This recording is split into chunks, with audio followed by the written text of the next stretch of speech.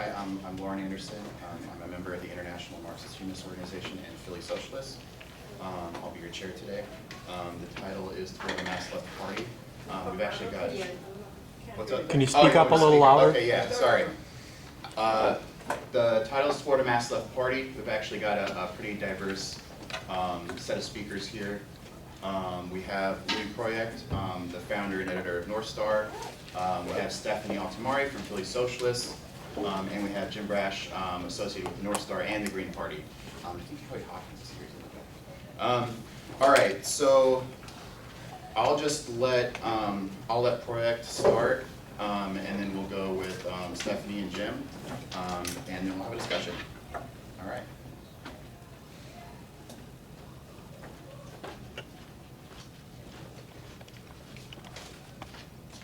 Hello, everybody. Well, It's 1981, and Edward Koch is running for re-election in New York City as mayor. It's going to be his second term. He's supported by both the Democrats and the Republicans, which is really something to think about in terms of problems of electoral politics. Peter Cameo has been a member of the Socialist Workers' Party for about 25 years at this point. He's returned from a couple of years, or maybe more, in Nicaragua after the triumph of the Sandinista Revolution. And he has an idea about running a united left campaign against Koch. And his idea is that the SWP would approach groups like the Puerto Rican Socialist Party, and it's a long time ago, although in some ways it seems like yesterday, other left groups in New York. His concept was that in New York, you could develop kind of the broad unity that existed in El Salvador, Nicaragua, and in turn, revolutionary movements that were inspired by the Cuban Revolution. And he expected that the SWP would be favorable to this because at this time, they were declaring that the Trotskyist movement was dead internationally and that a new international had to be built from groups like the African National Congress, the FMLN in El Salvador, the FSLN in Nicaragua. So his expectation was that when he made this proposal for a united left campaign, pretty much the kind of campaign that's been discussed here at the Left Forum by folks like Howie Hawkins and Bruce Dixon and Socialist Alternative and so on. And instead what happened, he was met with tremendous hostility. They accused him of being an opportunist and liquidating the Trotskyist program and so on. And people we have been working with for more than a decade would get up one after another and denounce him for basically, they used the word traitor, but it was understood that he had become an on person, as Orwell would put it. He was so stunned by this that he took a leave of absence. He went to Venezuela, where he's from, and he spent a year reading Lenin, just trying to figure out what's going on. How did this happen? How could a proposal that he thought made perfect sense would be treated with such hostility? And the answer he came up with was that what the SWP was trying to do was wrong, and what groups like the FSLN, the FMLN, and the July 26th movement before them was the right approach. And what came out of it was the idea that a totally new approach to politics had to be taken. Instead of basing yourself on a schematic understanding of the Russian Revolution and having newspapers with hammers and sickles and calling yourself the Communist Workers' Party, the Socialist Labor Party, and I have to get the word socialist, communist. He said, why not study the Central American revolutions? The Farabundo Martí Liberation Movement, FMLN, was the icon, the symbol was Farabundo Martí, who was a leader of the Salvadoran left. The same thing was true in Nicaragua. It was a Sandinista front. Sandino, you could see his picture everywhere in Nicaragua. He was an anti-imperialist fighter from the 1920s. So instead of slavishly following Russia 1917, he said, well, you know, if we're building a left for the United States, we have to think about our own revolutionary traditions. And out of that came the idea of forming something called the North Star Network, which was not an attempt to build a new party, but just try to network with people who had a similar approach to politics. And that's basically what the same basic purpose of the North Star website today, which is really what we are. We're a website with, you know, a group of editors that agree with each other. In 1983, 2 years after this experience and sort of coming to terms with, you know, a new approach to politics, he wrote an article called Against Sectarianism, which was attempted to get to the bottom of why the SWP had basically gone nuts. I myself, I had been out for I guess at this point, about 4 years. And I was deeply troubled when I read The Militant. Instead of talking about what the SWP was doing to help the Nicaraguans, help people in El Salvador fight against this terrible intervention that the United States was funding, to build a broad alliance of people who were, you know, agreed on the need to stop imperialism from intervening. I decided that Peter's article made a lot of sense, and I joined the North Star Network. And I also joined CISPAS, Committee in Solidarity with People of El Salvador, because that seemed to be a practical way to try to, you know, put these politics into practice. And the whole idea of calling ourselves the North Star rather than the communist, some kind of communist or socialist or workers or whatever, was to look back at American revolutionary traditions, and Peter said, well, let's call ourselves after Frederick Douglass's newspaper. His newspaper lasted from 1847 to 1851, and this was Peter's way of trying to implement this approach to politics that he saw as in living movements in Central America. So this is 1983, and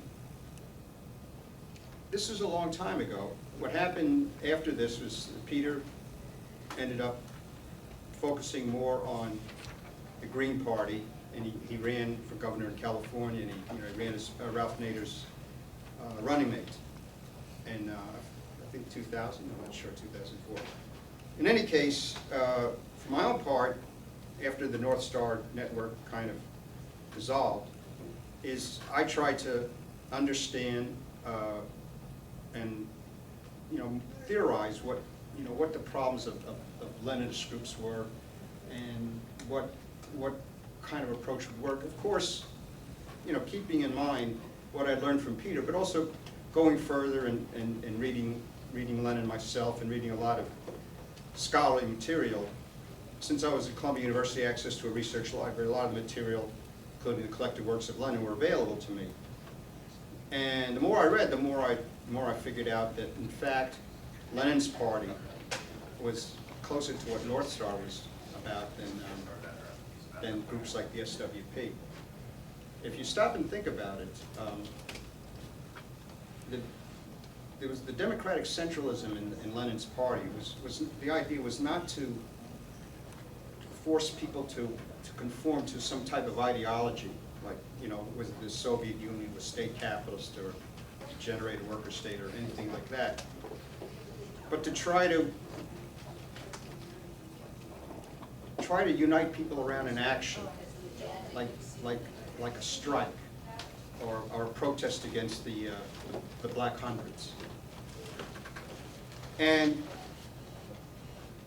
for a long time, it was difficult to get people to agree with this, because the model of these so-called Leninist parties was still so deeply entrenched that I was happy to make my arguments, but I didn't find that many people agreeing with them.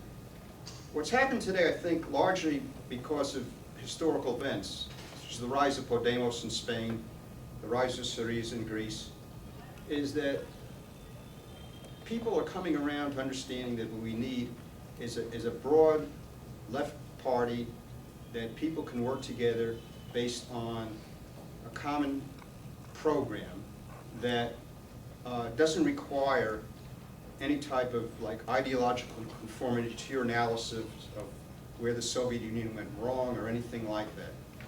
And if you think about it, the original communist program of Communist Manifesto was sort of, it had the same idea. Like if you read the Communist Manifesto, it calls for things like a heavy progressive or graduated income tax, a equal liability of all to work, establishment of industrial armies, especially for agriculture. That sounds kind of like the WPA during the New Deal. There's very little about it that's specifically communist. The Erfurt program, which was the program of the German social democracy, was pretty much the same thing. If you just took the points of agreement between the groups on the left, I'm talking about the groups that are out there doing things like Socialist, Alternative, and ISO, you'll find the same kind of agreement. They're going to agree on the environmental questions. They're going to agree on the U.S. out of whatever country it's trying to screw at the time. It's generally kind of the same types of ideas that are raised around Occupy Wall Street. The problem is that although we have this agreement on these big core ideas, core demands, there's just a lot of obstacles to getting people together the way they are in Syriza. I think the tides are shifting. I think more and more there's an understanding that we have to overcome our differences and work together. And I think that was the importance of a conference in Chicago earlier this month that brought together the people from the ISO, the Green Party, Socialist Alternative. It was a very well-attended workshop yesterday. I hope it's going to be on. Well, it will be online because I taped it. Of discussion of exactly these points. Okay, how am I doing on time? Oh, you're about 10 minutes. 10 minutes? All right, so let me just, how long, we've got 12 minutes? What? I mean, you can kind of take whatever time. I want to say 15. I want to hear, I want to hear what people have to say. What I want to do is I just want to quote a little bit from Pablo Iglesias, I guess the leader of Podemos and the founder.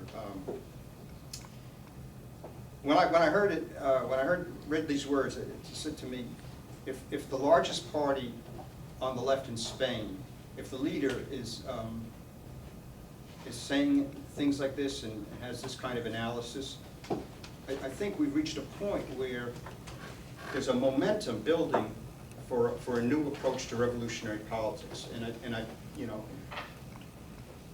in '83, when I first got involved with this type of project, if I could look ahead to this point in history, I'd say this would have been a great thing. Now, unfortunately, I'm too old not to see what's going to happen 20 years from now when people like Jim and what's your name? Stephanie are part of what I hope to be is a powerful radical party that has the same type of militancy and unity and action as Podemos and even Syriza. I'm going to say a word about that. Anyhow, this is what Pablo Iglesias said. When the 15M movement, this is the Indignado movement, first started at the Puerta del Sol, some students from my department, the Department of Political Science, very political students. They had read Marx, they had read Lenin. They participated for the first time in their lives with normal people. They despaired. They don't understand anything. We tell them you are a worker, even if you don't know it. People would look at them as if they were from another planet. And the students went home very depressed, saying, they don't understand anything. I replied to them, can't you see the problem is you? That politics has nothing to do with being right? That politics is about succeeding? One can have the best analysis, understand the keys to political development since the 16th century, know that historical materialism is the key to understanding social processes. And what are you going to do? Scream that to people? You are workers and you don't even know it? The enemy wants nothing more than to laugh at you. You can wear a t-shirt with the hammer and sickle. You can carry a huge flag. and then go home with your flag. And all the while, the enemy laughs at you. Because the people, the workers, they prefer the enemy to you. They believe him. They understand him when he speaks. They don't understand you. And maybe you were right. Maybe you can ask your children to write that on your tombstone. He was always right, but no one ever knew.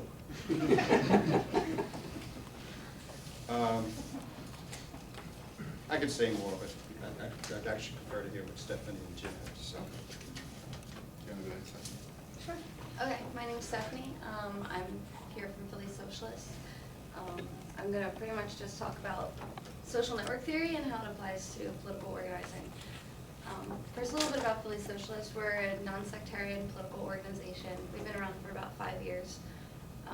We have the goal of building a party, pretty much just like everyone else. We do serve the people projects as our pool of attraction. We do serve the people projects as our pool of attraction. Okay, so our organizing model and social network theory. Social network theory is pretty much just a study of people and how they relate to each other within a network. And that is a network, people and their relationships. So political organizing or building a party is the intentional creation of a network based around shared values and political projects. Social network theory, though, did pinpoint 2 tendencies in human behavior that can hinder the creation of a network, which is homophily. Homophily is people's tendency to hang around people who are like them and to become more like the people that they hang around. We can see this in the left a lot. The next one is propinquity, which is geography. Pretty much you make friends with people in your neighborhood, in your city. So to be a successful organizer, there's 2 steps. That is bridging the gap, which is getting out of your comfort zone, getting out of the people that you know already. And it's really intentional. This is an intentional process. Don't forget that. And then building density, which is increasing the number of relationships between the people that you know. Okay. That was really simple. I thought that was going to take longer to explain. Okay. Hey, if you're done, you're done. No, I'm not done. Okay. So our projects are, like I said, serve people. So we had ESL, GED, a community garden. A few years ago we had a food distribution project called Red Plenty. And right now we have the Solidarity Network, which I don't know if you've heard of the Seattle Solidarity Network, with the working with tenants against bad landlords and bad bosses. We pretty much took that model and replicated it in Philadelphia. So these projects attract volunteers from our core demographic, which are recent college graduates. There's tons of them in Philly. And they are all pretty much apolitical. You can sway them really easily towards socialism. They're kind of, but that doesn't necessarily make a representative organization. Philly is a very, very poor city. There's areas that look like The Wire, like it's very bad. So we picked these projects intentionally to put us into neighborhoods that people wouldn't hang out in. Like there's an area of Philly called the Badlands, and we had ESL like a few blocks away from this neighborhood. The point of these projects is not only to help these people and give them a necessary service, but to also attempt to create relationships in this neighborhood. As I said, bridging the gap is very intentional. But our past projects, the ESL, the GED, the community garden, they weren't really engaging the people in the neighborhood in the way that we wanted them to. They would come, they would receive the service, they would go home, they would be grateful. Sometimes they would bring in their friends, but they weren't joining the organization. They weren't working on the projects with us, which is how you build density and how you create a strong network. So the best project so far, we've been running it for a year, is the Solidarity Network, because it actively engages the tenants, it actively engages the people that we're helping. They get to help make a lot of the decisions, and hold on, give me a second. They help make a lot of decisions. They do the work with us. They come out to the protests, they come out to give out flyers, and that builds a relationship with us, and you kind of become friends with them, especially with a long, ongoing fight. You spend a lot of time with them, you get to know them. we have a fight in West Philly that turned into an entire apartment complex, forming like a tenants association. And my comrades were getting invited to Christmas dinner. They're probably going to come out to our next fight. That's one of the stipulations, is like, you need to come out for future fights, which is pretty brilliant. I really don't know what else to say. I feel like I explained it all. The intentional creation of a network. Intentionally go out there and bridge the gap. Find projects if you want to do a project-based organization. Find projects that are going to put you in situations that you wouldn't normally be in. Meet people that you wouldn't normally be in. And then build density, create growth. Every time you meet new people, you feel like you're growing, you feel successful. That's it. That's all I have to say.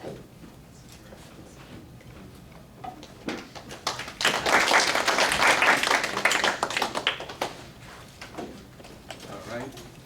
My name is Jim Brash. I'm a member of the North Star website. Also a member of the Green Party of New Jersey. I'm currently a candidate for State Assembly in New Jersey. Hopefully. I'm going to explain that. I'm also a member of the United Food and Commercial Workers, Local 1262. I've been officially campaigning for about 3 months. In New Jersey, you have to get 100 signatures of people that live in your area. Now, mind you, districts, I don't know how it is in here in New York, it's probably the same way, but in New Jersey, everything is gerrymandered to the point of no return. So, of course, you have 4 towns that's right next to each other. Then you have to drive 20 minutes to the next 2 towns. Then you have to drive another half an hour to find the final town that you have. Then you realize, oh, wait a minute, this town is, in New Jersey, towns are like divided into like 4 or 5 sections. So you might have to drive another 4 or 5 miles this way or that way. And they do that in New Jersey. I came to the conclusion that they have these backroom deals. This district's gonna be Republican no matter what. This will be Democrat no matter what. We're gonna throw 2 guys to the wolves every year, every 2 years. You throw 2 guys to the wolves every 2 years, and we keep everything as it is. I'm right now at the point where I have more than 100 signatures to get on the ballot. Tomorrow, they're gonna go, later on tonight, they're gonna get notarized. One of our party members is gonna go down tomorrow morning to Trenton and get them all counted.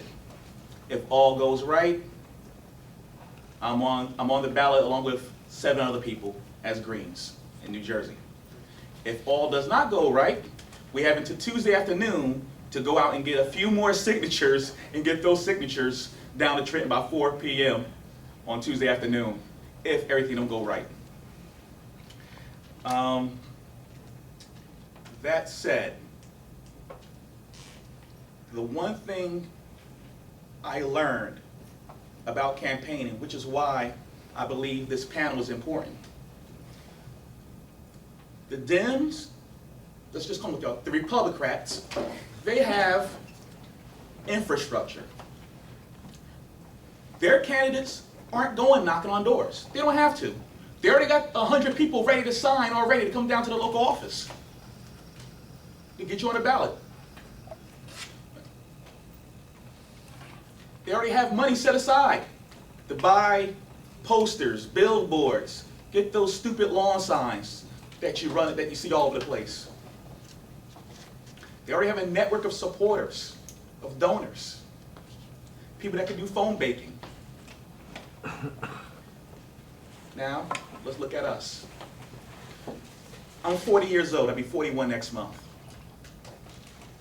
I guess Lewis here is about 35. 35 years older, you mean? Howie's about 35 as well, sitting back there. Guys have been at it 30, 40, 50 years. Where is our infrastructure, guys? Where's the infrastructure on the left? Where are our phone banks? Where is our group of supporters and donors that we could turn to? Where are those people? You know, I'm my own donor, you're your own donor, but where are those people that you know may not necessarily have $1,000 to give you, but got $5 to give you, and you know right away they're gonna help you? Where are those people at for us? Why haven't we built that network of people yet?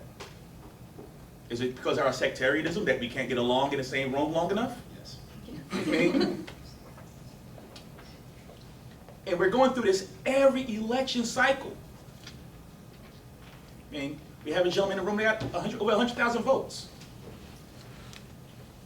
That's a good thing. But sometimes I feel like we've moved backwards. My two favorite American revolutionaries, Thomas Paine, Eugene V. Debs. Debs got over close to 1 million votes behind bars 80 years ago, 90 years ago. I mean, La Follette, how many votes did he get in 48? I mean, that's less than 60 years ago. These were all third-party candidates. And yet, us today, we have no infrastructure to get anything done at all. And we should be ashamed of ourselves that we don't. The enemy, they're able to do this stuff. Okay, I need to get this person on the ballot over here. I need to get this one. It's done. It's not even second nature. We're fighting to get on ballots in some cases.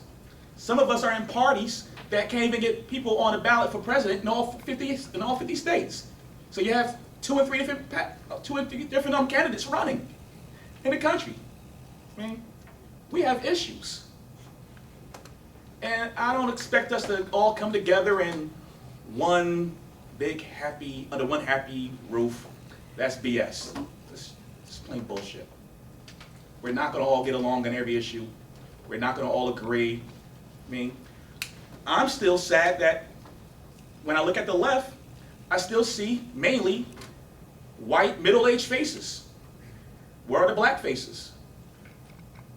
That's a problem that we need to address. That's what this panel's about. Because we got to figure out how to bring those folks in. You mean? As a Green, I'm learning that I run into these folks that are Greens, but I call them demo Greens or dim Greens. All they want is for the Green Party to be what the Dems used to be. That's not enough. When I was a kid, maybe 14, 15, no, about 16, I was a member of the Young Socialist Alliance. There was a pamphlet that was in the Pathfinder bookstore called Independent Black Political Party. It's from like 1980. And I asked the comrade, what happened to this group? They're all Democrats now.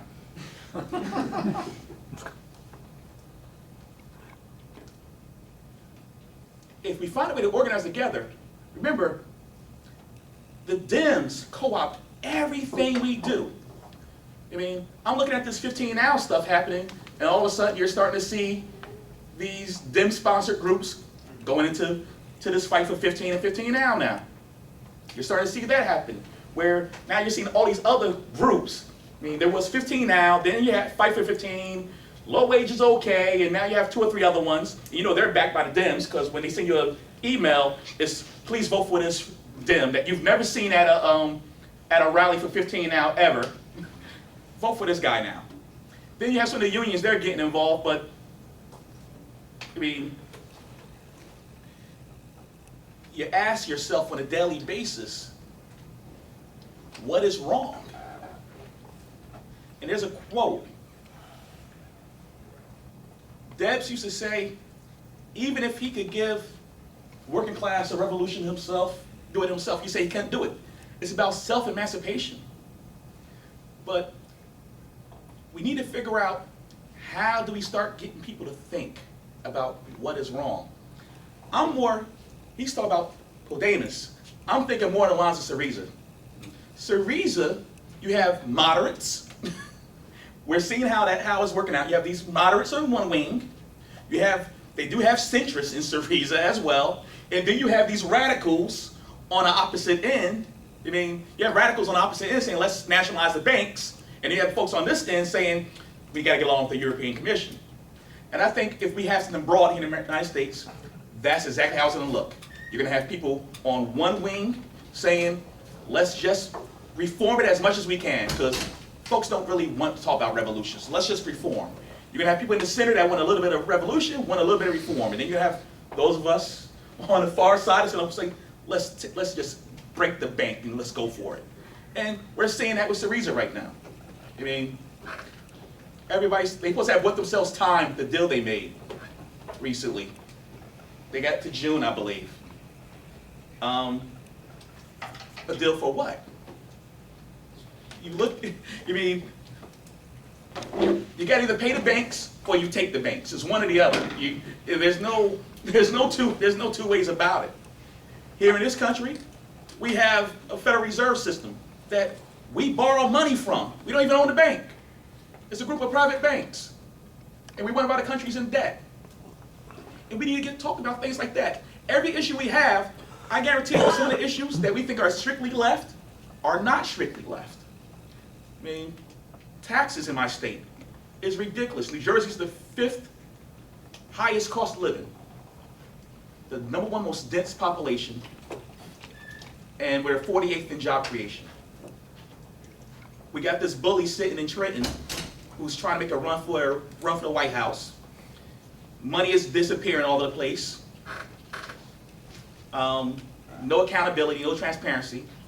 And it's issues like that that you could begin conversations with people. That's what I've been doing. I haven't gone at them saying, I'm agreeing and let's just take out this and do this. And no, it's been asking folks, what do they think? That's how you start a conversation. I think some of the best leaders are listeners. They gotta be great listeners. They gotta hear what people want, what people are talking about. I mean, this morning, I was in the store, I'm trying to get on the road to get here, and these guys are talking about how bad things are in New Jersey and how we need to do something. One guy was a libertarian who couldn't stand Christie, and the other guy was a right-winger that also couldn't stand Christie. So I interjected and said, well, maybe we need to vote for an independent, somebody else that's not going to vote for a party line, that's going to vote their conscience. The first thing they told me, that guy can never win. So part of this towards a mass left party is how do we together create a viable option? A viable option. That's all we need. A viable option that we could plug people in around the country and say, you know what? We have 20 people that go door to door for you, that are knocking your signatures for you. We got 10 people that throw parties at house parties for you to raise a few funds. How do we get that going? How do we do that? I mean, I'm running everything from shoestring. Hopefully I get on the ballot. If I don't, I'll be treasurer for somebody that's running, and I'll be fine with it. And I'll try again next year. As long as the girlfriend allows me, because we're having twins in December, so I don't know if she's gonna let me run next year. But I'm gonna try to go for it anyway again, because next year's state senate. But we have to figure out how can we build a viable option in this country that's electable, not just on the city council level, that's a good thing, freeholder level, but on the national level. POTUS. I mean,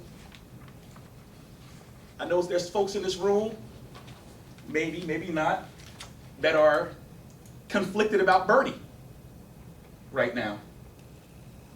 He's running as a Dem.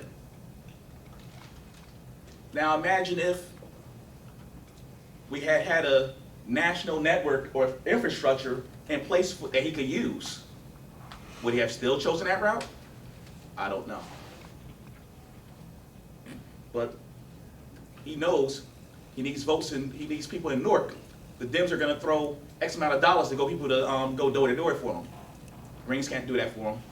I don't think any other party could do that for him. That's the sad state of affairs we're dealing with. I mean, we're not going to get money out of politics no time soon. But we do have the numbers.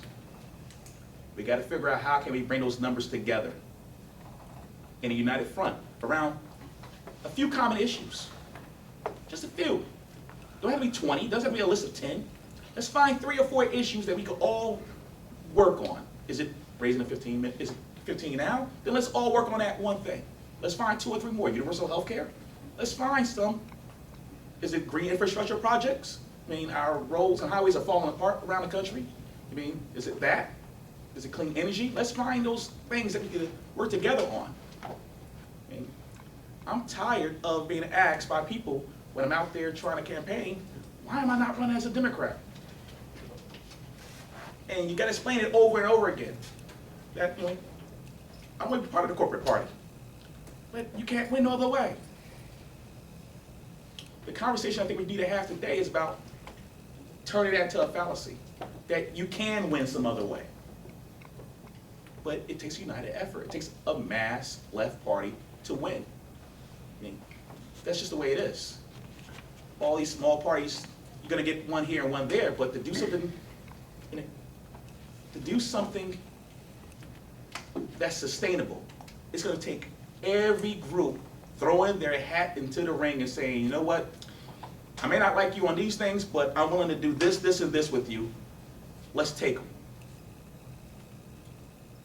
That's what kind of conversation we need to have today here. How do we build a viable alternative? How do we get to that point where it's a mass party?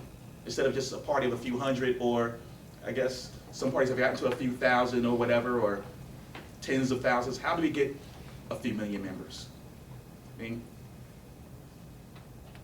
becoming a revolutionary isn't this overnight thing. We're continually transforming ourselves.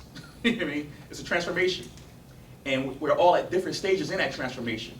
And we need to be able to address those people at the stage they are at. I mean, some of us are going back home tonight and we're connected with Black Lives Matter.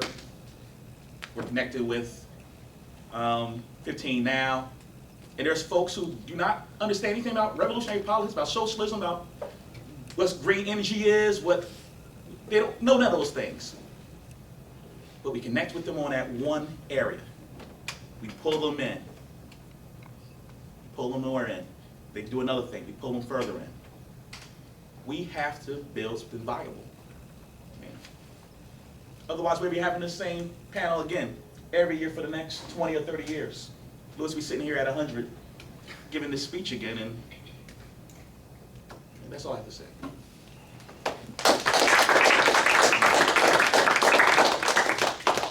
All right, I want to thank the speakers for their contributions, especially asking the big questions here, Jim.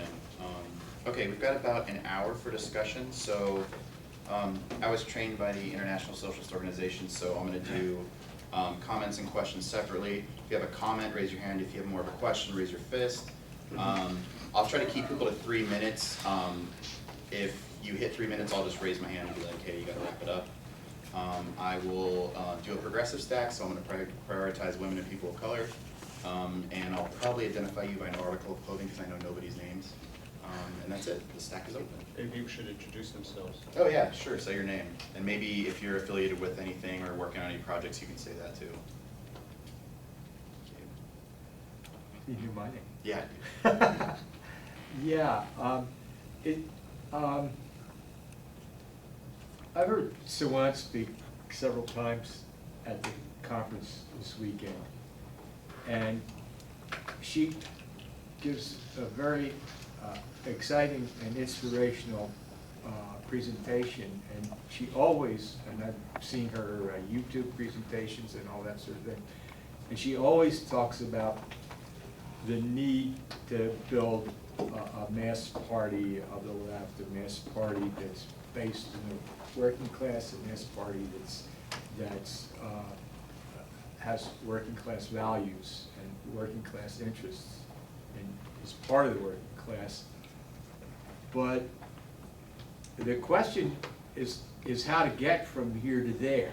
And I'm extremely skeptical of, you know, three tiny socialist sects getting together as the next step.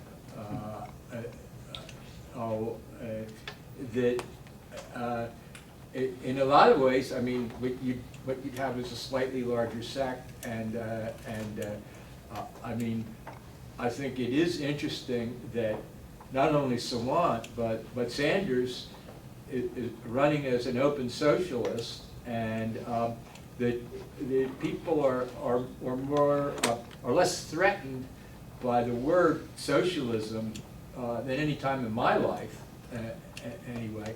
So that's not necessarily such a kind of big issue that it might have been in the past, but what is sort of problematic for me is how, you know, okay, like there's so many people here at this conference this weekend, and I was at the Independent Politics Conference at the beginning of the month, where there were 200 people, all for a mass independent party, but sort of Todd Kretnick from the ISO said, if that's 100% of the way, we're maybe 1 or 2% of the way there. But how do we ramp it up? I even asked Mike Parker, who's active in Progressive Richmond, which is a local, very successful local nonpartisan effort. But part of it being a nonpartisan effort means that it includes not just independents but progressive Republicans. And as soon as you try to, progressive Democrats, thank you, Jim. But as soon as you try to ramp that up to the next level, which would be a partisan election, the Democrats are going to fraction off. I do think that the obvious audience for a mass independent party of the left is probably Sanders supporters, who are obviously have to be working for Sanders in the Democratic Party. But what are the practical things that need to be done to get to the next level? Yeah. I'll just let you know. Okay. Oh, okay. I'll go with you in the top of the glasses, and then you the goatee after that. Good afternoon. My name is Ed Fredinaris. I'm from Boston. Thank you to the three panelists for your great what you shared today. Moving the issue of the infrastructure, and I think as we try to either build a new coalition or a new party, I think that the first issue that we need to address is really the illusion of American democracy.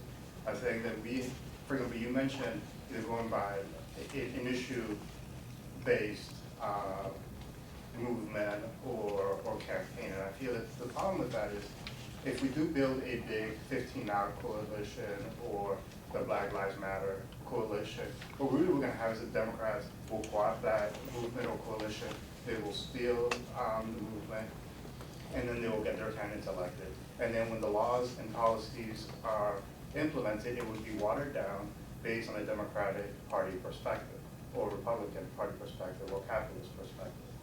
So this is where I think the issue really is that actual left-wing politics won't actually ever have, based on the democratic system that we have in this country, won't really be able to succeed and win elections on their own.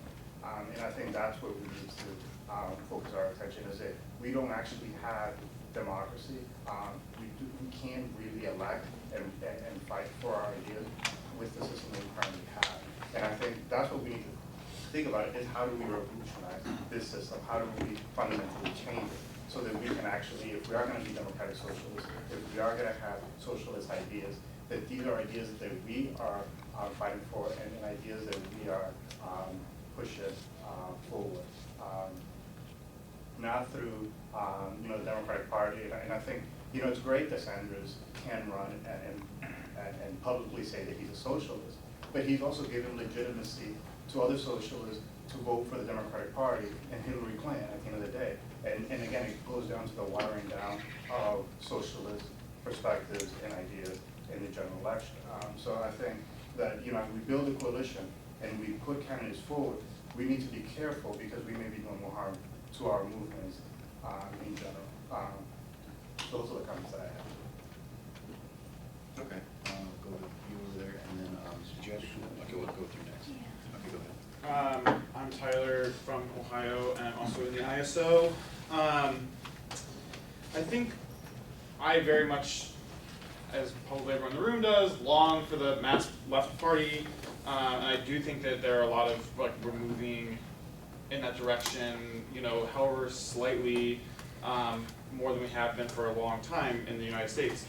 But I think also that maybe we're putting the cart before the horse, in that to think about, like, what would it mean to have, like, what would be the foundation of a mass left party be, specifically talking about the organized working class at the point of production, or even like a, you know, class for itself or whatever, that has been totally decimated for decades. And so I don't think that we need to, like, wait until, like, the proletariat is organized before we have a party, whatever. But I do think that we have a lot of work to do in the arena of just, like, organizing labor before we actually have a foundation of an independent politics, where we have, like, the infrastructure, I think, to run campaigns and things like that. We have, like, the material resources to run campaigns that don't rely on, like, foundation money or corporations or whatever. So I think, you know, there's a relationship between building the party and then also building, like, the organized labor movement. But I think we got a lot of work to do in organizing workers first. Or I guess that's a bigger priority to me. In terms of whether or not, you know, the ISO, Socialist Alternative, and the Greens working together more closely, if that's, like, the next step, I think it is at least part of the next step, because if the ISO and Social Alternative and the Greens can't work closely together, which have pretty similar politics, I don't know how we're gonna build something like Syriza, where we've got, like, Democratic Socialist America with, like, Maoists. Like, that just isn't going to happen. So I think that, you know, it's a process, and I think that things like the Hawkins-Jones campaign is a really good step in that direction. And all sorts of other things have been going on between those three groups specifically, and the independent conference that happened in Chicago recently. But yeah, I think that, like, those things should not be, I don't think, you know, I think we have to be very, like, aware that we're not gonna go from this, like, terrible shattered state we're in now to the mass left party without, like, you know, small organizations or sects, like, coming together into, like, slightly larger sects. Like, that's gonna, I think, be the first step of that process.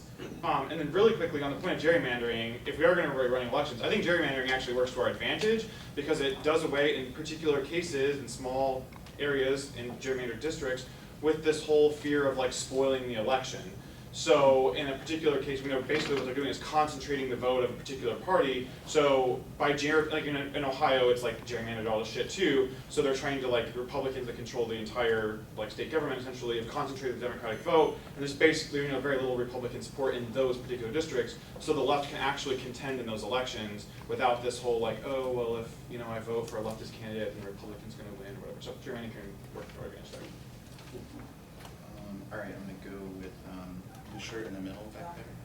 So I think the people of this country, they're desperate. They're hungry for a real leader.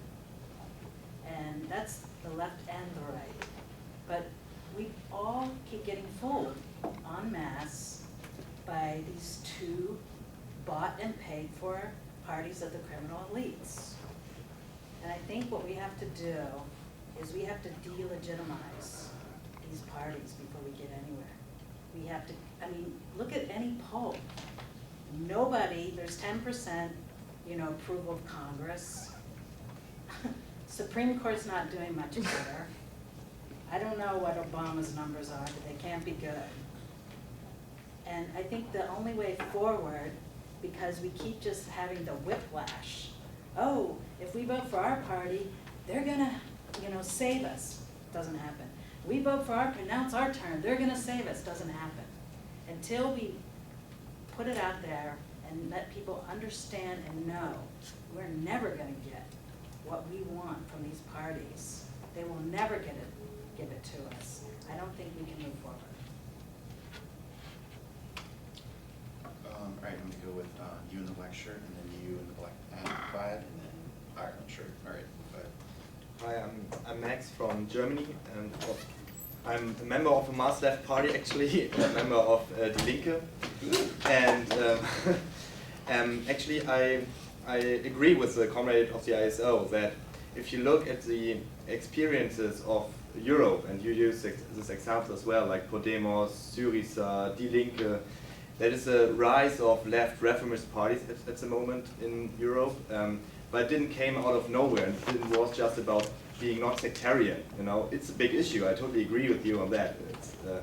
But it's more about like they came out of class struggle. You know, it's like not that there were like some left groups who came together and said, okay, now we make a big left reformist party who is an alternative to the social democracy. But for example, Syriza was really small before the class struggle became bigger in Greece, and they were part of this class struggle. And then out of that, Synos Peace became Syriza, and the same is with Podemos. Podemos was a party that grew out of the Indignados movement, right? And Die Linke is the result of the big movements against social cuts in Germany, beginning of the 2000s. So, of course, there was something like being not sectarian that was important, but more important was the class struggle. And so, I don't have really an idea what, well, just a little bit idea of the situation here in the US, but I think it's right to say, okay, we need to build up the class struggle, and I don't know what is the right framework or the right party framework to do that.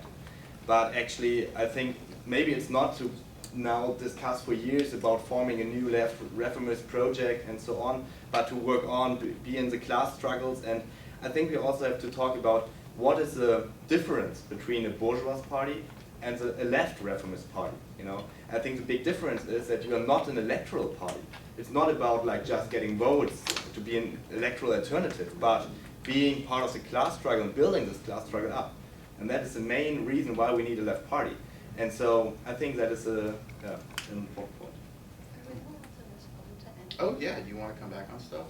And there is a few things. Okay. You should rephrase the questions because it really is disjointed if you were going to watch these things like online. Well, Or, there's comments. Yeah, that'd be mostly comments, I think. Okay. But I'll do that. Okay, if you want to come back on stuff, I'll let you guys come back too if you want. Do you want to come back on anything? Yeah. Okay, I'll give you guys a few minutes, and I got you.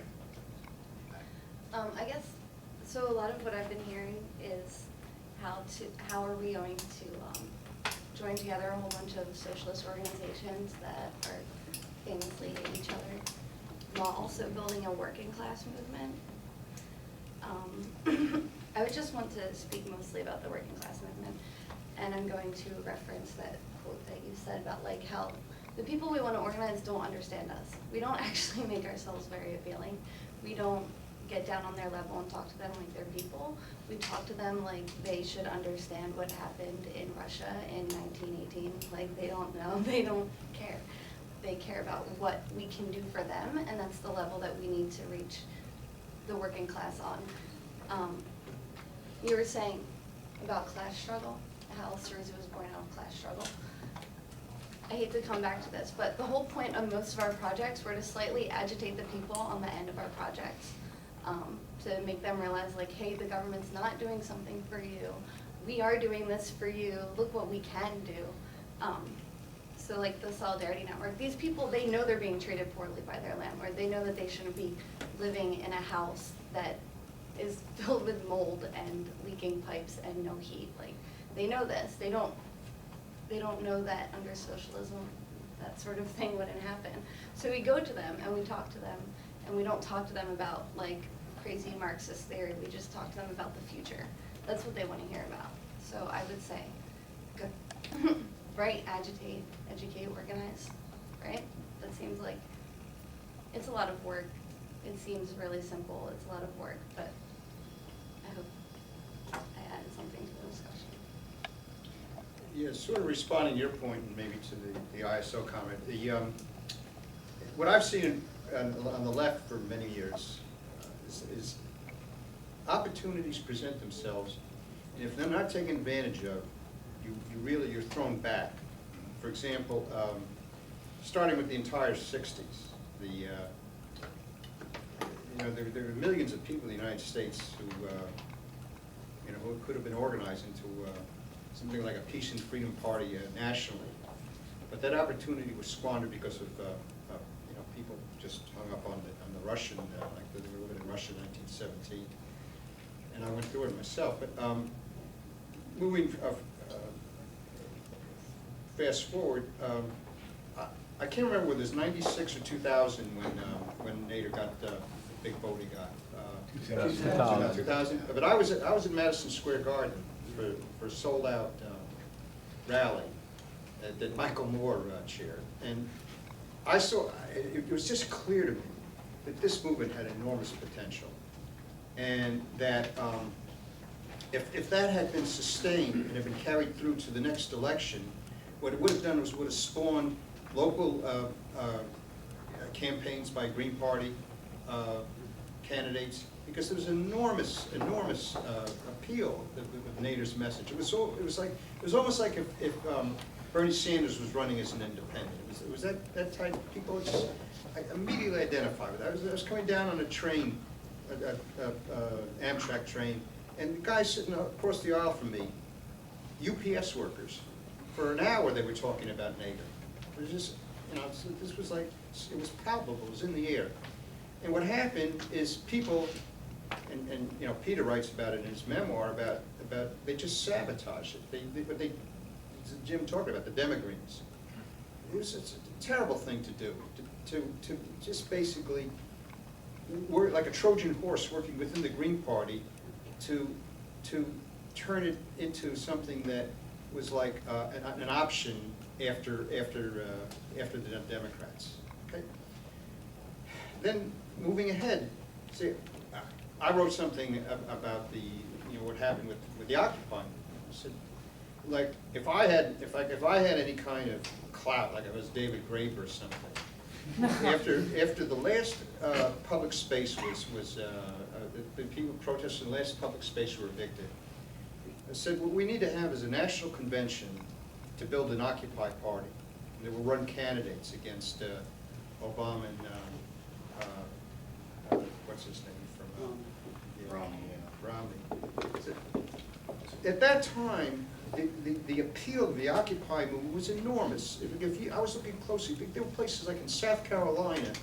I remember it was a YouTube clip of people when the public in the main square in this wherever it was in South Carolina. These are people working at Walmarts, okay, who were with signs like tax the 1%. Okay, if an Occupy party had been formed, and let's say it ran somebody like getting old, so many names don't come to me so quick, but who was the one that just got castigated? Cornel West. So Cornel West ran for president with Chris Hedges as a running mate, as Occupy party. That would have, believe me, that would have quite an appeal. But it's like when you have an opportunity like that and squandered, what it does is you have to, it's like you don't go back one step, you go back like 5 steps. And that, I think, has been the biggest problem of the left, is that through our own stupidity or from the pressure on us to adapt to the right. And when I say right, I mean the Democrats as well. It means that it becomes more difficult to sort of recover and move forward. That's why I think it's important for these types of discussions to take place, and the one in Chicago, and that I'm really happy to hear this discussion going on here now, because it shows a level of understanding about what our tasks are that makes me feel like we're on the same page and we're moving forward. Just a few things. I think one thing we also got to realize is that we need to know who our allies are. I mean, when fascism rise, they look at the middle layers and unemployed. I feel like we've forgotten all about the unemployed in this country. I mean, we need to find a way. What's the new term now? Precariat? I mean, we're seeing, we need to figure out how do we activate those people out there? There's millions of unemployed people. How do we get some of those allies from out of the middle class? How will you do that? We have to strategize on those type of things. I mean, our opponents draw for those folks all the time. They know how to do it. They know to plug right on in. They know what to say to them. They know how to get them thinking about things, and they draw right from those layers. We have to start doing the same thing. As far as, we live in the United States. and I've heard people talk about it a lot, we do not have proportional representation here. And that affects a lot, but there has been time periods where third-party candidates have broken through. It's doable.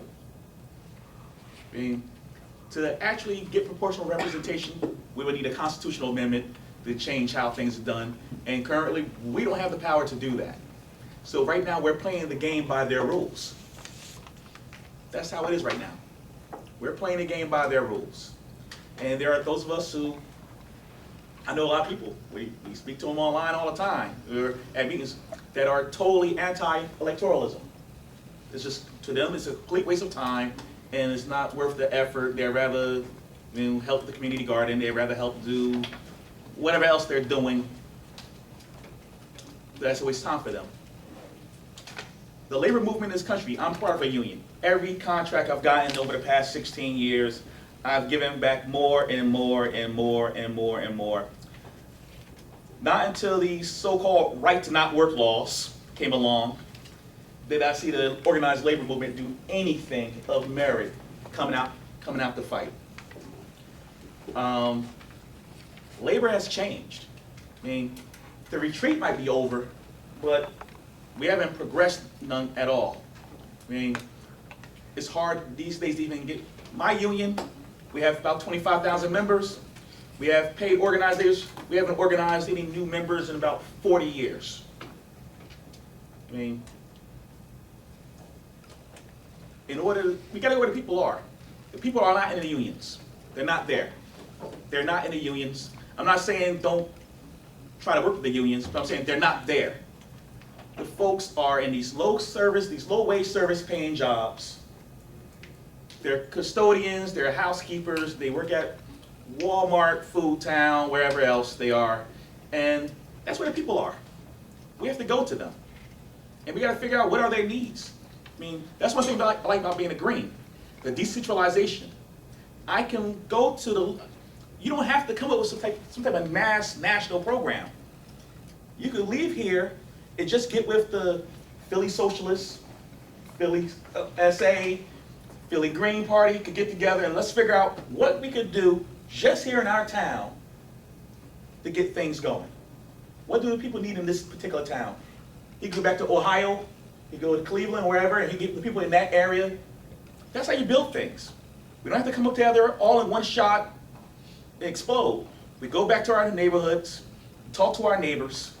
I mean, people forget that we have neighbors. You mean, and go talk to your neighbors and figure out, right now in my neck of the woods, Pilgrim Pipeline, Penny's Pipeline. Everybody, and you're not just seeing Democrats organize around it, you're seeing people on the right. Republicans are against this. My town voted against it. I live in one of the most Republican, I'm in a Republican stronghold in my state, and everybody's against this pipeline. That's the way to talk to people.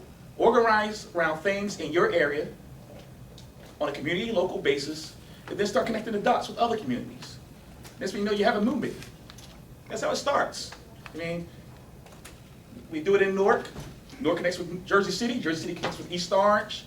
Maybe somebody come across the river, connect with Manhattan and Brooklyn, and that's when you know you got something going. I mean, it catches fire. But I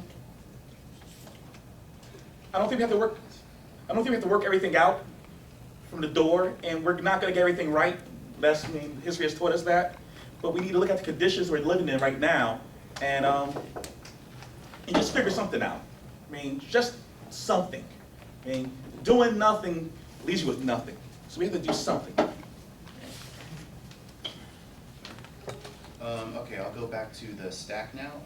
I've got you in the black plaid, then I'll go with you in the Ireland shirt, and I'll go with the green hat over here. Well, first I apologize because I didn't get to hear the first speaker, so I don't know if this was covered, but, my name is Mark, I'm from a group called Speak Out Now. Could you speak up, please? Yeah, Louder. no problem. I agree with somewhat of what the comrade from Germany had to say, and I think it's a question of means to the end and what's the end. So I don't think the end should be, like, a viable option for people should not be the ballot box. Doesn't mean you shouldn't vote, but the idea that, come and vote for this particular candidate because if they get into a position, they'll be able to solve your problems for you. that shouldn't be the viable option.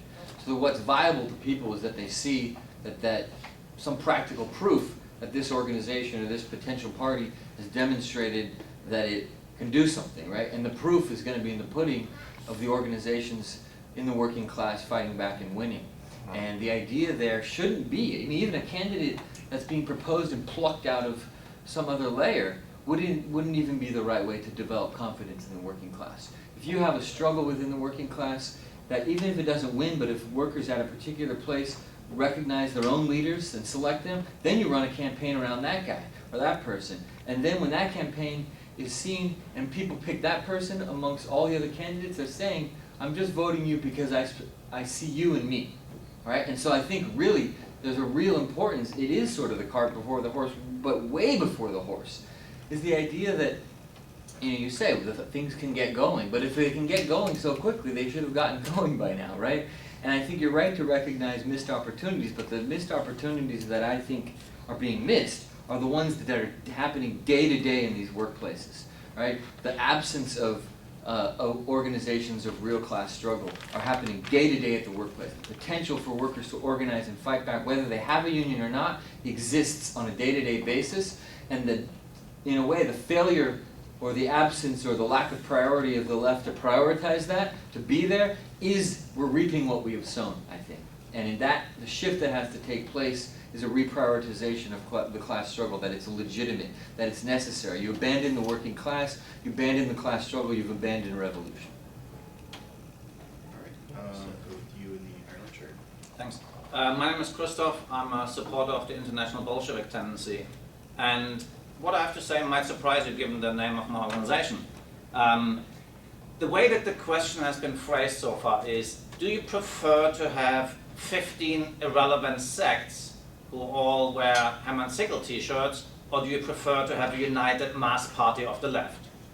Well, if you put it that way, I guess I prefer the mass party of the left. Right? We all do. So we're all in agreement. But it's a very abstract way of putting the question, I think. And I think Lewis suggested that we have core agreement, your words were, that should be sufficient to have a united party. And Jim said Syriza is the model where the hardcore reformers are together with the revolutionaries and they all stick together in one party. Maybe you're right. Maybe that is the model. But I would like to draw your attention to some real problems that exist. And I want to give you an example actually from Germany, where I'm from originally. The Left Party, which has been in existence for a long time now, gained in the last 20 years enough votes in a number of regional parliaments that it could form coalition governments with the Social Democratic Party. You know, great success for the left, apparently. What do you think the Left Party did with that power? They administered cuts.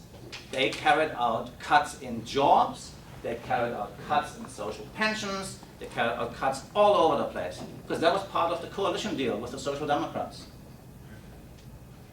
Do you want to be part of that kind of party? I can answer for myself, no, absolutely not. Never, ever will I join a party that administers cuts, that cuts jobs, that works against the interests of the working people. Never. So that's the real problem that exists for me. I'm just giving you my perspective. You have to answer the question yourself. I could not be part of that kind of party because I cannot work for a party that does the wrong thing. So how do we get to a party that can unite? I think the glue that holds people together in one party is actually not the size of the party. And it's not the banner of the party. And it's not glamorous pamphlets. It's what the party stands for. That's what keeps people together, because they're working for the same thing.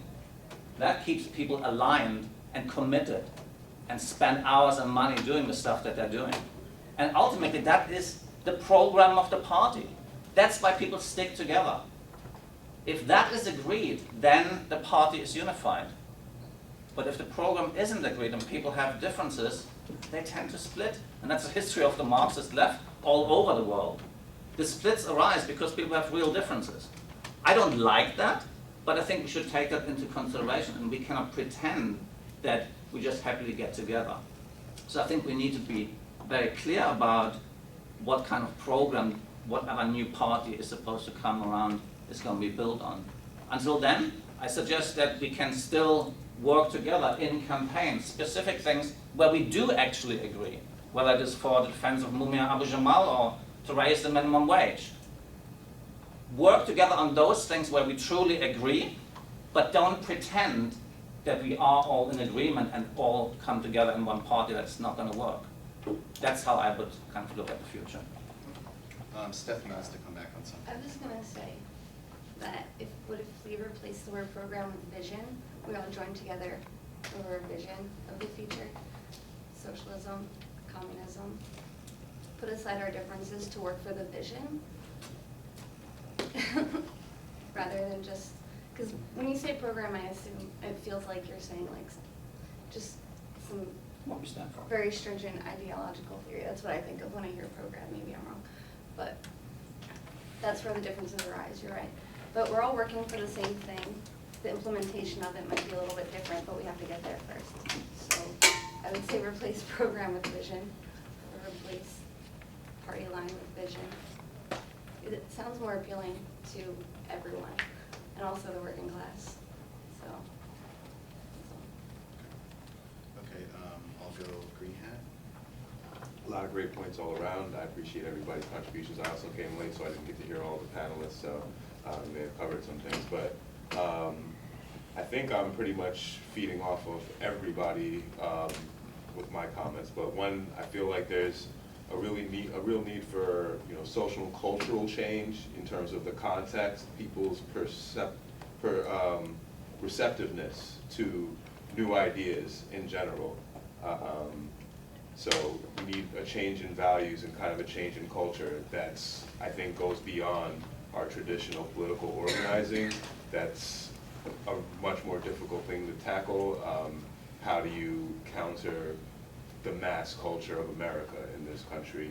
And I think part of that is we can look to examples in Syriza and Venezuela under Chavez in terms of actual community engagement.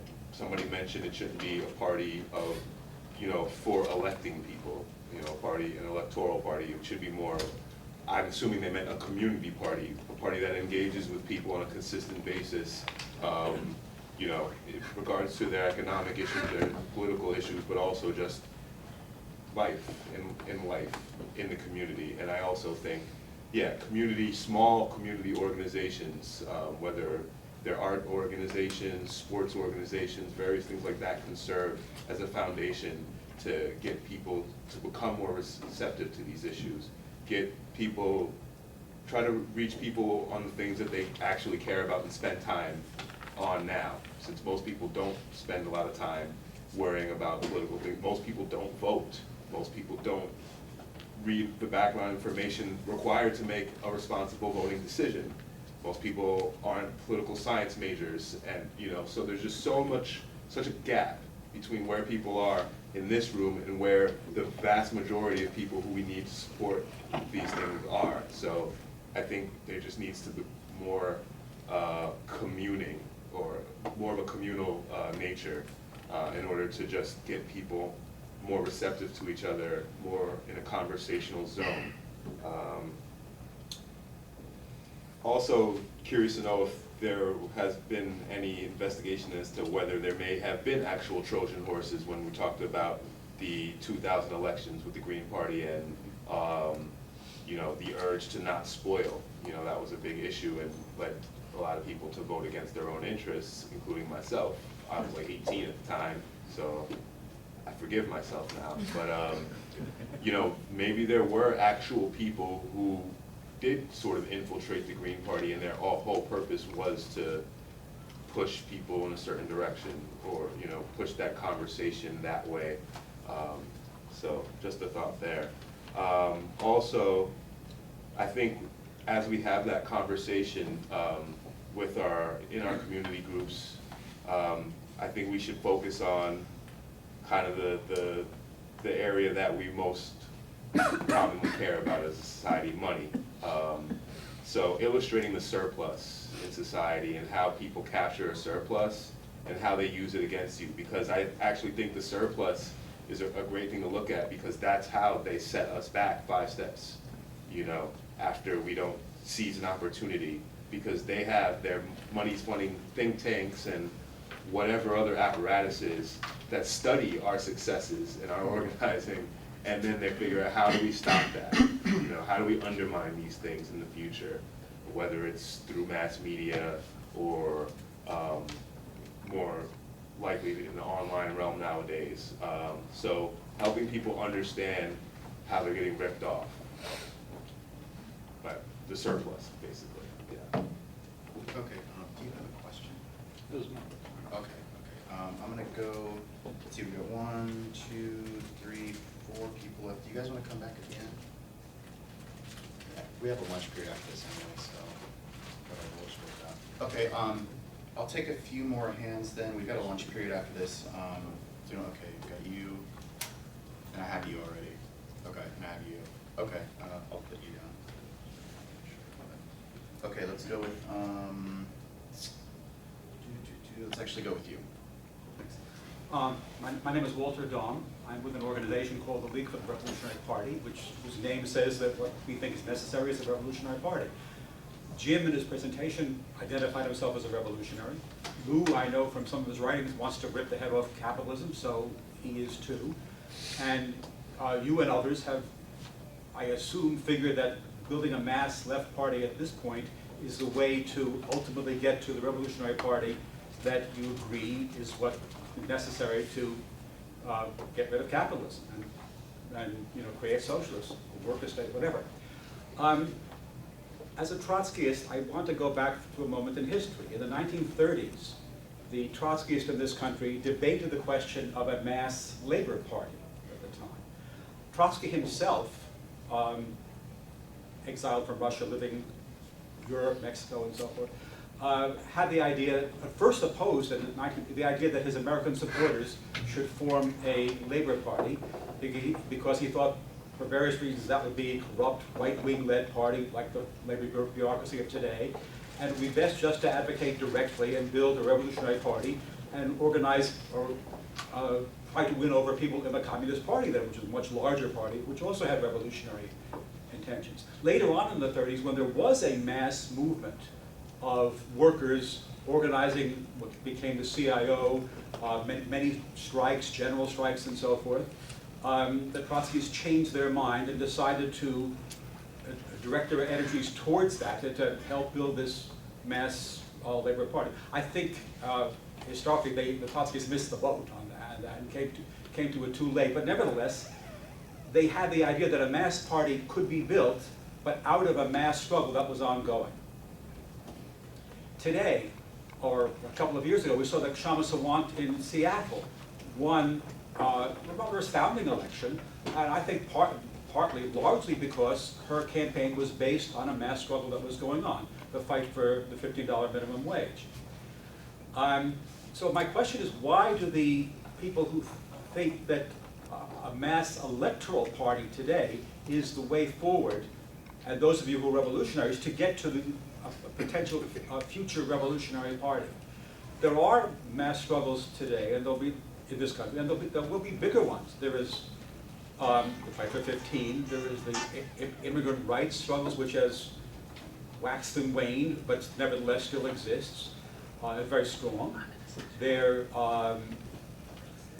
There's the Black Lives Matter against the police murders, which is all over the country. Has it been considered that maybe a mass struggles like that could be the base for a mass left party, as opposed to one that seems to be so electorally oriented, that the tactics of winning elections and so forth, or even just getting on the ballot and so on. It seems to me that yes, there's got to be a mass working class party, not just one that's vaguely left, but one that's consciously working class and hopefully revolutionary. But that's going to come out of struggles rather than just, I think, trying to build an electoral machine of some sort today. Well, that's my question, especially for the people in that movement who see themselves as revolutionaries. Oh yeah, go for it. Yeah, Good points, Walter. Actually, I think that is the idea, that these movements like the $15 minimum wage, the Black Lives Matter, some of the ongoing post-Occupy movements that are here, there, and everywhere, fighting for fighting for poor people, fighting for working people, and a lot of them, are just, they're scattered all over. They're not part of a national movement, they're everywhere. And probably fights,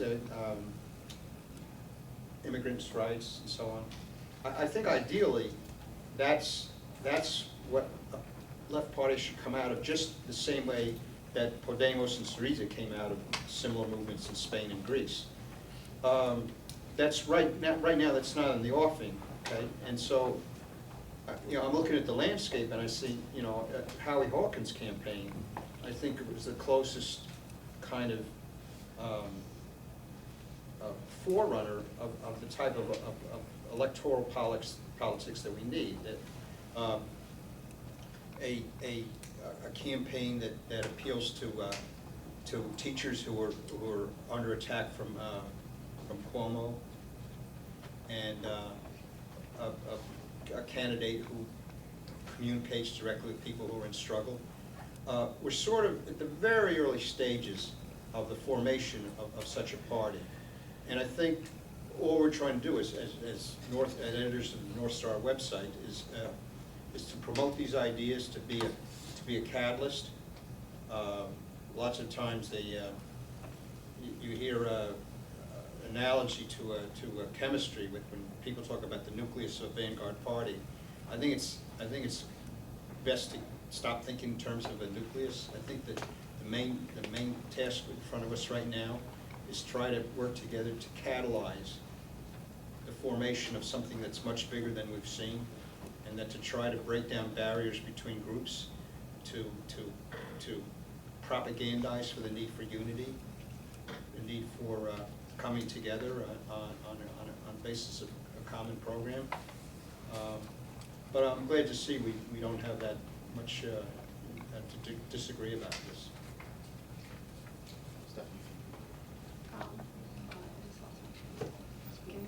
Sure. I think that the movements that are happening right now are really good places to go recruiting for people to join your organization. But I feel like most of the people who go to like the Black Lives Matter protests, at least in Philadelphia, aren't putting what's happening in like the context of capitalism. They just don't even know that it's a thing. I never even learned about capitalism when I was in public school in Philadelphia. They don't even teach you what it is. They just don't. They just avoid the subject. So I don't think that something like that will just magically, spontaneously, overnight become some sort of revolutionary party. I think it's actually the job of socialists to go out there and put these issues into the context of capitalism, to bring them to an actual socialist organization instead of just an activist organization. People go out, they protest, they come home, and then they protest for something else the next week. It's just not, there's no context to it for most people, which is the problem, which is why that's probably not gonna happen. Can I just very, very quickly make a response to that? You spoke over. Yeah, you spoke I over. know. I'll get you back. I'll get you on the list. We have a lunch after this, so it'll be fun. You wanna go? Yeah. Electoralism is a tool. That's all it is. It's not the end all be all. It is simply a tool. Just like the mass strike is a tool. Just like what they're doing in Philly, their projects, those are tools. We have to have all these tools in our work bag. We just have to have them. I mean, some of them we don't use unless the opportunity arises. Others we use more regularly, but it's a tool.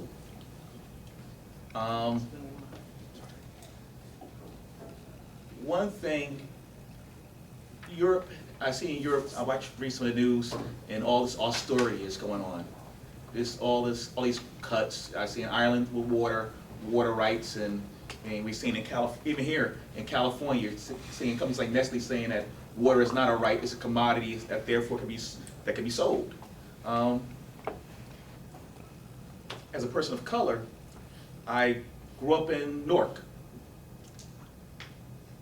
We've had maybe 20 consecutive Democrats as mayors, mayoral mayors in a row, at least the last 5 or 6 African American.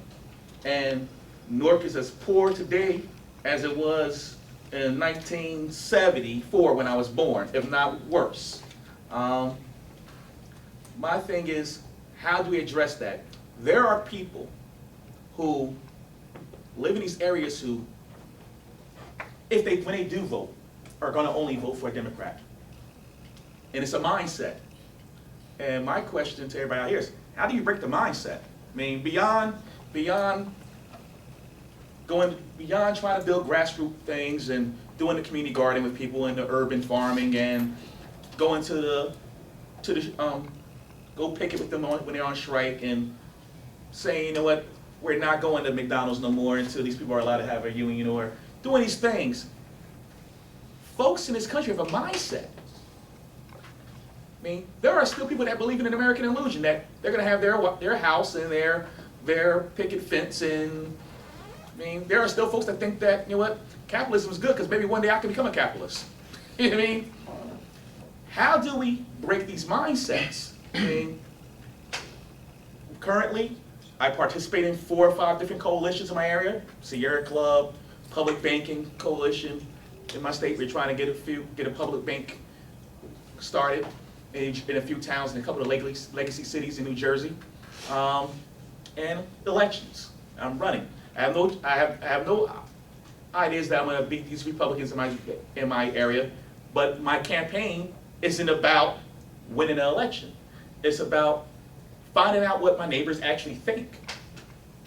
I do more asking of questions. I don't think I've really put forth any type of program. I'm really just out there asking folks, what do you think about this? Well, how this affects you? I mean, I'm trying to have regular conversations with people.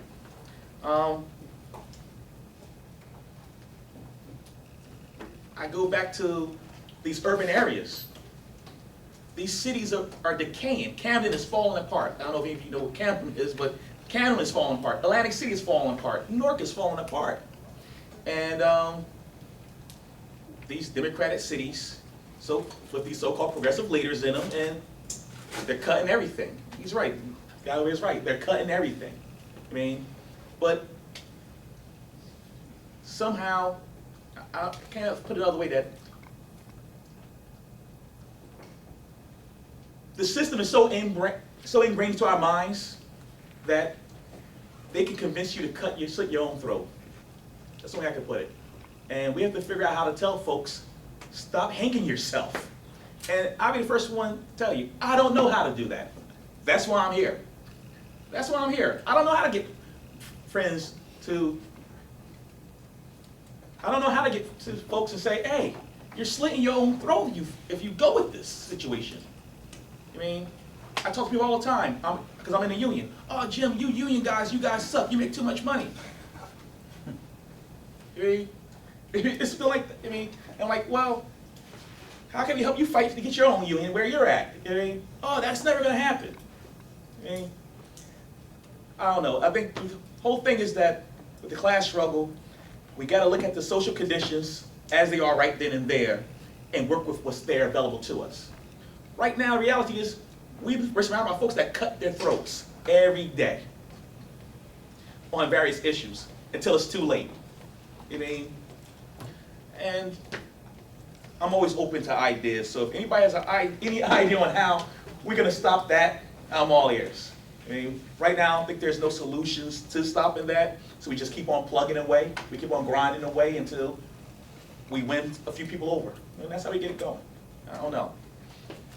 All right, cool. I'm gonna go with you, and then you in the white shirt over there.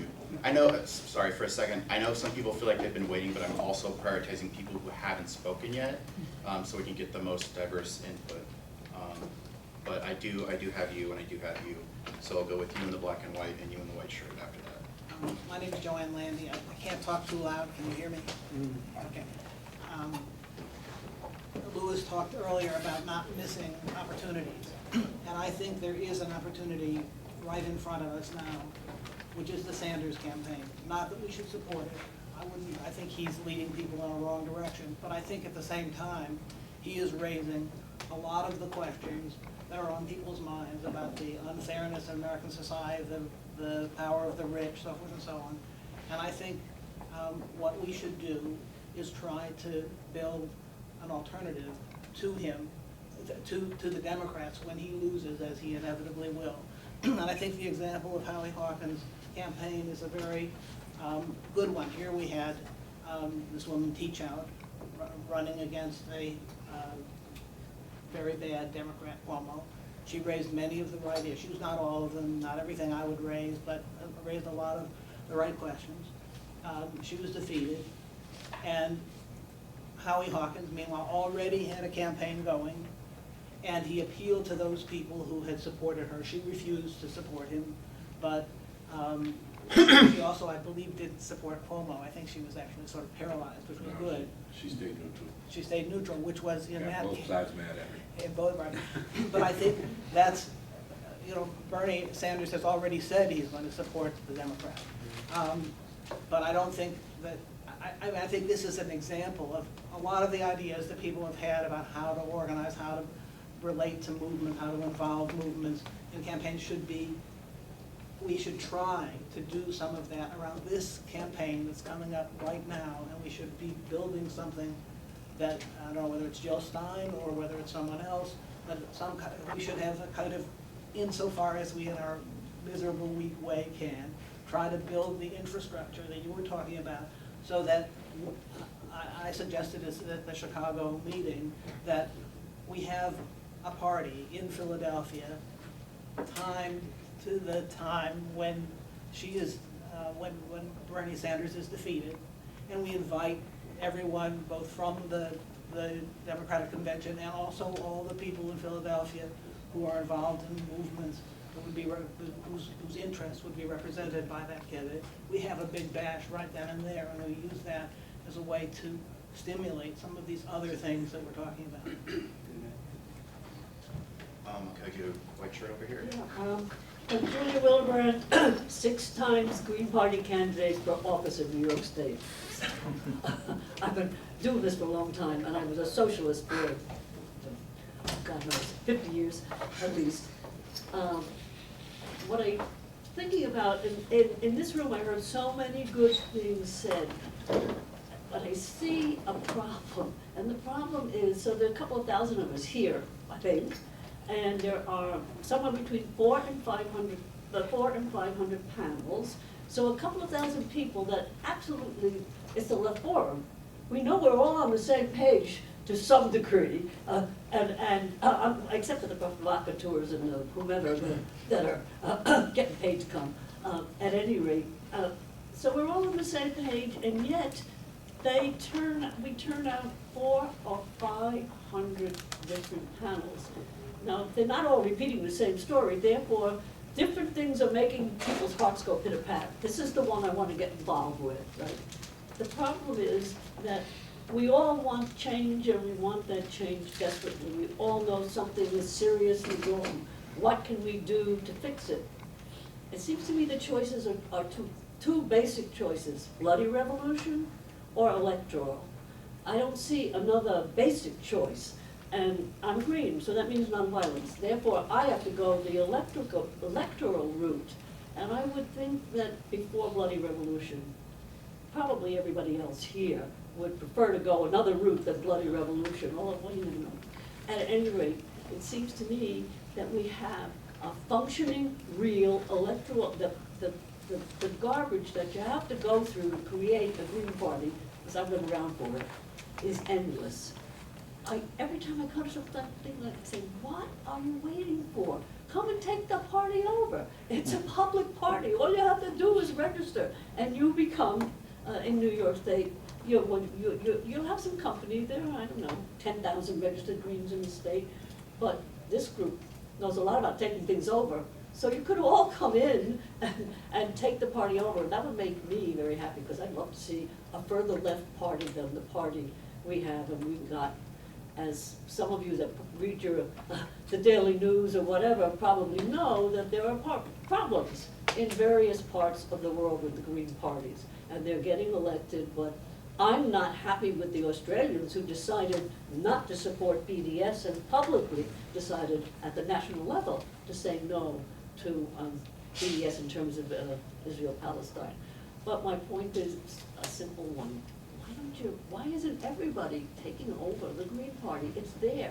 And I don't think there's another socialist party in the country that has the infrastructure in place, what it takes to get yourself ballot status, how are we having to run to get those 50,000 votes. We missed it a couple of times when other candidates ran. So, come join us. We've got about 4 minutes left officially. If anybody doesn't have a hard stop, I encourage you to stay around and talk.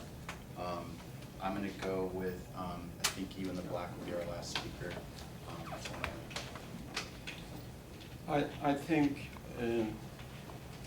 it's easier to bring groups with different tendencies and different views, say, about Russian Revolution, than making sure that these groups have the same vision about how change can be brought about and how to build a movement, so that the division of labor within these groups that are going to work together can be minimized.